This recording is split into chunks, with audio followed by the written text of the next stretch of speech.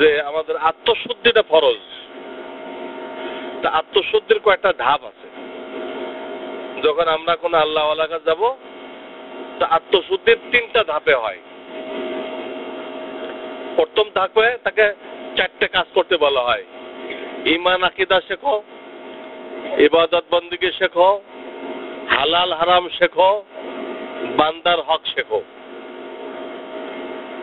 প্রথম ধাপে এটা হলো জাহেরি শরিয়ত, এটা শেখো। জাহেরি শরিয়ত ছাড়া মারেফাত হবে না, ইখলাস হবে না। এটা আগে শিখাইতে হবে। কোরআন সহি করো, কোরআন পড়া সহি করো। 2 নম্বরে অন্তরে 10টা রোগ থাকে জন্মগতভাবে। ফাআলহামাহা ফুজুরাহা ওয়া তাকওয়াহা। 2 নম্বরে তার কাজ হবে একটা একটা রোগ সে তার শায়েখকে জানাবে।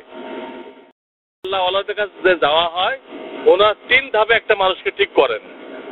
প্রথম ধাপে শরীয়তে যে জাহেরি হুকুম আহকাম, নামাজ রোজা, এগুলো ঠিক করতে বলেন। দ্বিতীয় ধাপে ওই রোগগুলো একটা একটা করে বলতে হয়, একটা একটা করে, একসাথে 10টা না।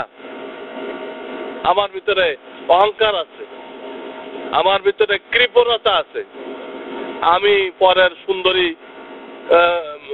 বিবি দেখলে চোখের কিনারা দিয়ে তাকাই, আমার চোখ নিচের দিকে যায় না, ওখানে লটকায় যায়। তো সুন্দরী মহিলা গেলে চোখ ওখানে আটকায় যায়। এটা একটা রোগ, চিকিৎসা নিতে হবে। এরকম 10টা রোগের চিকিৎসা নিতে হবে একটা একটা করে। তৃতীয় ধাপে যায় দিলের 10টা গুণ আছে। কয়টা গুণ আছে? 10টা। ইখলাস, আল্লাহর জন্য করো। ইখলাস, সবর, বিপদে ধৈর্য ধারণ করা, আল্লাহর বিরুদ্ধে অভিযোগ না করা, শুকর, আল্লাহ শুকরিয়া আদায় করা। আমরা শুকরিয়া কি বুঝি? আল্লাহ ছেলে দিতে আলহামদুলিল্লাহ, আলহামদুলিল্লাহ, এই 10 কেজি মিষ্টি বিতরণ করে দাও, এটা আমাদের শুকর।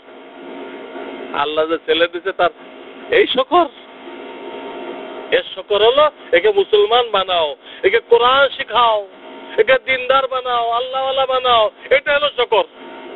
আপনি আলহামদুলিল্লাহ পড়ে মিষ্টি বিতরণ করলেন, এর নাম শুকর। এটুক সবর, শুকর, ইখলাস, তওবা, এরকম কয়টা আছে? 10টা। তৃতীয় ধাপে এসে এই 10টা গুণ, ভালো গুণ অর্জন করতে হবে। তখন এই লোকটা পরিপূর্ণ মানুষ হয়ে গেল, তার স্থান ফেরেশতার উপরে। এই মানুষটার স্থান ফেরেশতার উপরে, ফেরেশতা তার নিচে।